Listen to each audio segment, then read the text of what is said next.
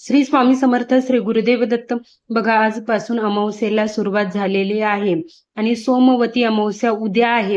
भले अमावस्येला सुरुवात आज झाली असेल 12:20 पण जी तिथी सूर्याने पाहिलेली असते ती तिथी आपण मानत असतो. म्हणूनच उद्याची अमावस्या आपण पकडणार आहे आणि उद्या सोमवार आहे. त्याच्यामुळे उद्या सोमवारी अमावस्या आल्यामुळे आपण त्याला सोमवती अमावस्या असं म्हणतो. आणि आजच्या व्हिडिओमध्ये मी तुम्हाला हेच सांगणार आहे की आपण सोमवती अमावस्येला घराहून ही वस्तू ओवाळून टाकायची आहे. बघा, आपल्या घरावर वारंवार अडचणी येत असतात किंवा मग घरामध्ये वादविवाद होत असतात. असं कशामुळे होतं तर कधी कधी लोकांची वाईट नजर आपल्यावर पडलेली असते, लोकांची नजर आपल्या घराला लागलेली असते आणि त्याच्यामुळे आपल्या घरामध्ये वादविवाद होत असतात किंवा कोणती कामं मार्गी लागत नाहीत, पैसा टिकत नाही, मन अस्वस्थ राहतं आणि कुठलंही काम करायला गेलं तर त्याच्यामध्ये आपण यशस्वी होत नाही. आणि अशा वेळी आपण समजू शकतो की कधी कधी आपल्याला पितरांचा आशीर्वादाची गरज असते, कधी देवांचे आशीर्वाद आपल्यावर असणं गरजेचं असतं आणि कधी कधी लोकांची वाईट नजर लागलेली असते, त्याच्यामुळे देखील हे होत असतं. आणि ही वाईट नजर जर आपल्याला काढायची असेल ना तर अमावस्याचा दिवस खूप त्याच्यासाठी महत्वाचा ठरतो. अमावस्याला जर का आपण घरावरून ही वस्तू उतारून टाकली तर नक्कीच आपल्या घरावर जी काही इडापिडा असेल, लोकांची वाईट नजर लागलेली असेल ती दूर होईल.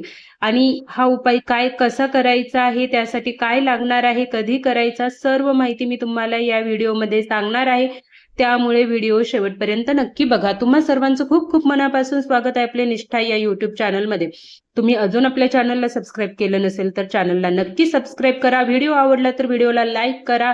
कमेंटमध्ये श्री स्वामी समर्थ लिहायला विसरू नका. बघा, सगळ्यात पहिलं तर उद्या लवकर उठायचं आहे. सकाळी लवकर उठून आपल्याला स्नान करून स्वच्छ कपडे परिधान करायचे आहेत.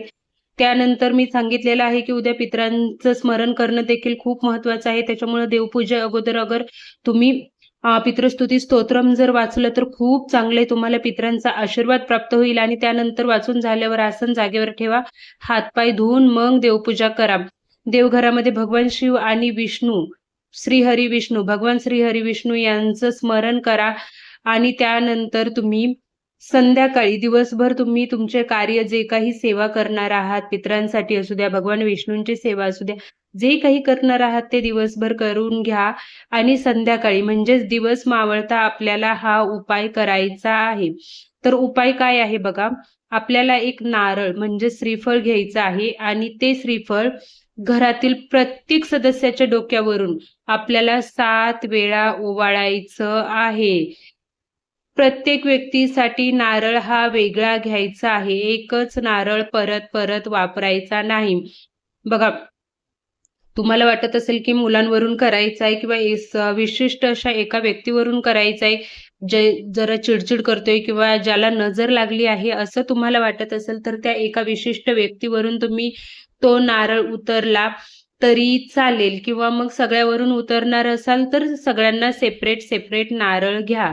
ओवाळताना मनोभावे प्रार्थना करा की घरातील सर्व नकारात्मकता किंवा त्या व्यक्तीच्या आयुष्यात जी काही अडचणी आली आहे, त्या व्यक्तीला वाईट नजर लागली आहे, माझ्या घराला वाईट नजर लागली आहे, हे सर्व नारळात समाविष्ट होवत आणि घरामध्ये सुख शांती नांदो असं म्हणायचं आहे. एक नारळ तुम्ही व्यक्तीवरून उतरला, दुसरा नारळ घ्या आणि तो नारळ तुम्ही एक पूर्ण घरामध्ये फिरवा. नंतर मुख्य दरवाजाजवळ यायचं आहे. म्हणजे पहिलं किचन, बेडरूम, ज्या काही तुमच्या रूम आहेत, बाथरूमकडे घेऊन जायचं नाही. किचन, बेडरूम, हॉल जे काही आहेत, घराचे काने कोपरे, बाथरूम सोडून त्या ठिकाणी घेऊन जा आणि प्रत्येक ठिकाणी भगवान शिवांचे स्मरण करा.